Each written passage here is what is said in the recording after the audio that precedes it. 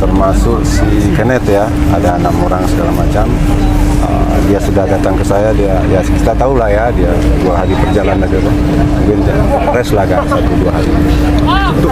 Dari manajer akan mengasih 8, tapi yang baru datang 6 yang sudah dibahas. Saya pikir sudah 60% lah ya, 60-70% lah ya, dari sudah persiapan masuk di minggu ketiga ini.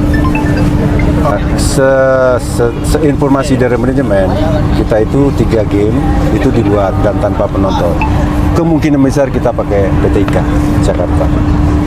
Ya seperti yang kita lihat, kita sudah mulai persiapan selama 3 minggu. Saya pikir persiapan cukup signifikan ya, ada progres selama 3 minggu ini Mas, untuk menghadapi persiapan Liga 1. Itu masih bukan kriteria dan ternyata memang itulah yang kita dapat. Saya pikir juga tidak masalah lah ya, sama.